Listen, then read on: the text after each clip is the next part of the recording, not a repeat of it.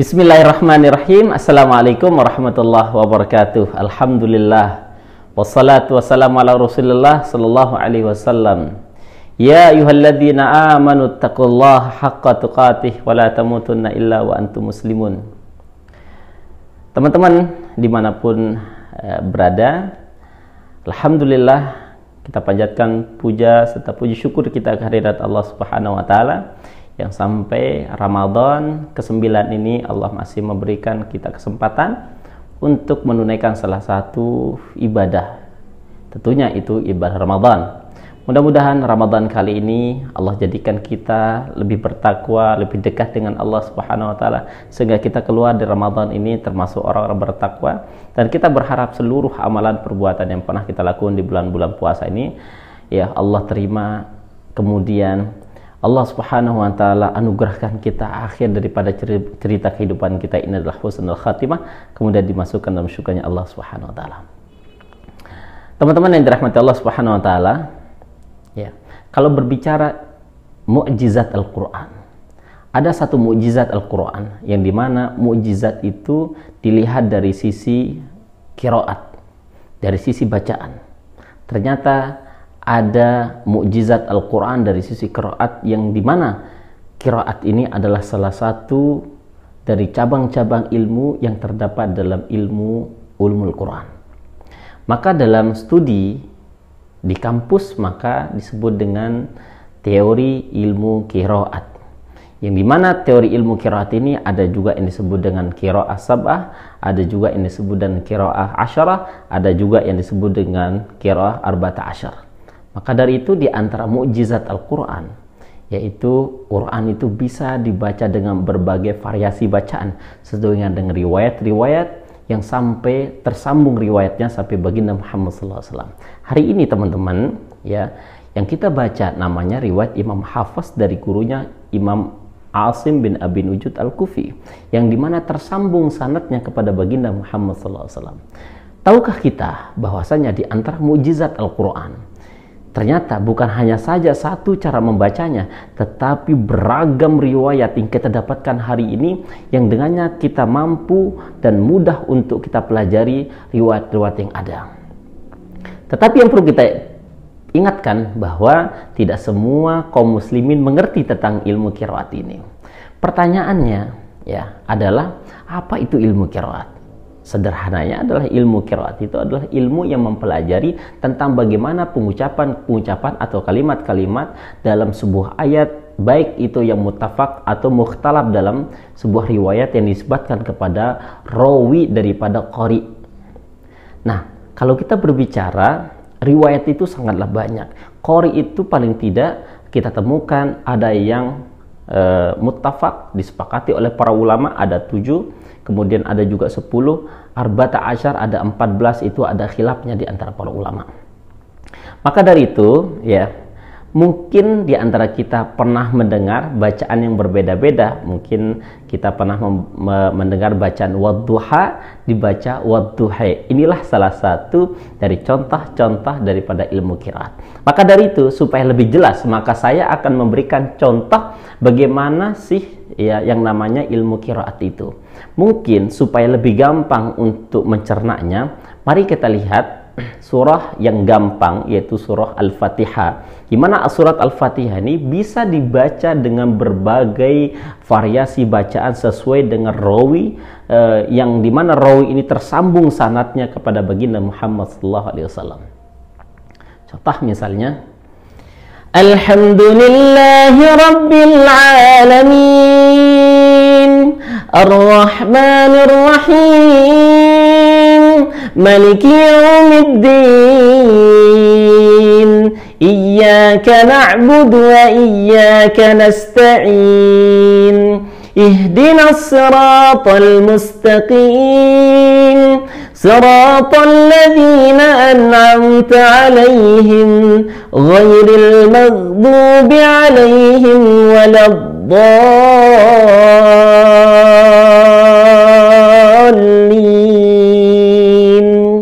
Ini namanya riwayat Imam Warshi dari gurunya Imam Nafi bin Abdurrahman Al-Madani, di mana ada khilaf bacaan antara Imam Hafiz dengan Imam Warshi di sini. Ayat yang ketiga, Maliki Yaumiddin, Imam Warshi membaca Maliki Yaumiddin. Ini yang pertama. Kemudian contoh yang kedua, supaya lebih gampang mencernanya, ya, saya akan bacakan dengan riwayat atau qari Imam Ibnu Katsir. Alhamdulillahi Rabbil Alamin, Ar-Rahmanir Rahim, Maliki Yaumiddin, Iyyaka na'budu wa iyyaka nasta'in, Ihdinas siratal mustaqim, صراط الذين أنعمت عليهم غير المغضوب عليهم ولا الضالين. Di mana letak perbedaannya? Letak perbedaannya adalah pertama, lafaz Malik Yaumiddin dibaca pendek. Kemudian lafaz sirata yang menggunakan huruf sad diganti bacaannya menjadi huruf sin, sirata. Kemudian siratal ladzi yang kedua juga demikian. Kemudian lafaz alaihim dibaca alaihimu dengan mendomakan huruf mimul jama'. Kemudian siratal ladzina an'amta alaihimu ghairil maghdubi alaihimu waladdallin. Ya. Nah, ini contoh yang kedua. Mungkin kita akan contohkan yang ketiga supaya lebih gampang, ya, supaya mengetahui perbedaan antara riwayat-riwayat yang ada.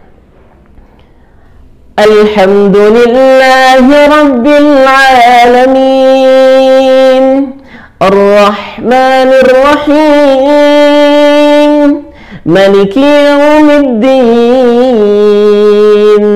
Iyyaka na'budu wa iyyaka nasta'in, Ihdinas siratal mustaqim, Siratal ladzina an'amta 'alaihim ghairil maghdubi 'alaihim waladdallin.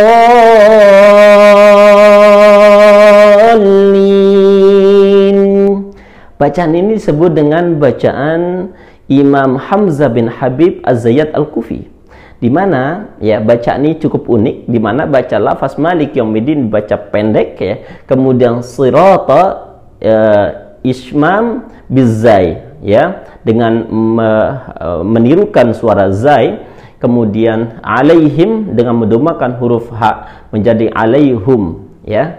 Nah, inilah salah satu, ada beberapa contoh dari bacaan-bacaan yang berbeda. Bacaan-bacaan ini adalah bacaan-bacaan yang tersambung sanadnya pada baginda Muhammad SAW. Kemudian pertanyaannya adalah apa hikmah di balik ini semua? Di antara hikmah yang Allah turunkan dengan berbagai macam riwayat Al-Quran itu, pertama adalah Allah ingin menginginkan umat Nabi Muhammad SAW ini yang diturunkan Al-Quran kepadanya, ingin memberikan kemudahan dalam membaca Al-Quran. Yuridullahu bikumul yusra wa la yuridu bikumul usra. Allah ingin menginginkan beribadah itu dengan ringan, dengan mudah, ya, dengan senang, ya, sesuai dengan kemampuan hamba di antara hamba-hamba Allah Subhanahu wa taala. Itu yang pertama.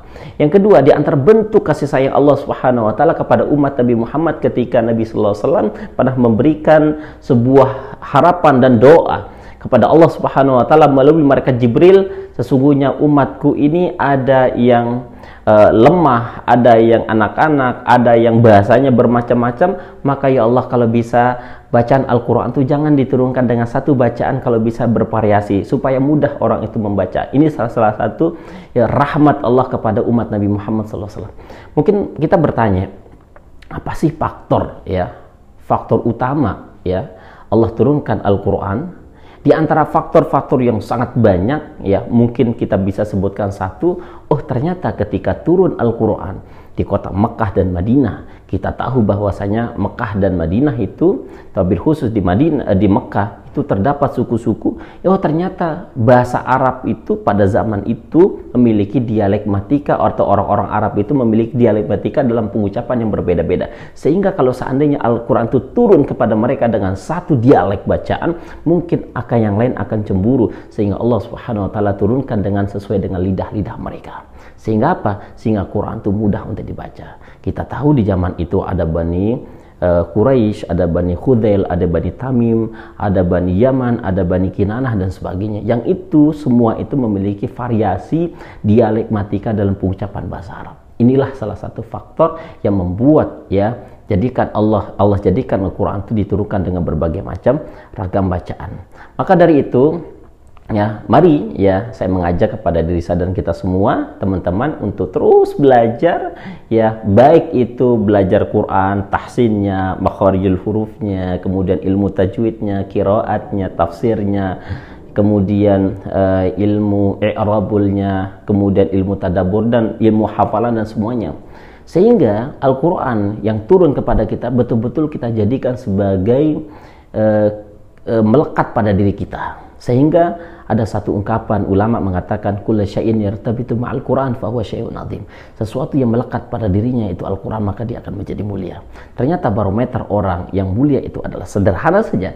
Apa itu barometernya? Sejauh mana dia berinteraksi bersama Al-Quran. Saya berharap dari kita semua teman-teman, mudah-mudahan kita termasuk orang-orang senantiasa dimuliakan dengan Al-Quran. Semoga bermanfaat. Wabillahi taufiq wal hidayah. Assalamualaikum warahmatullahi wabarakatuh.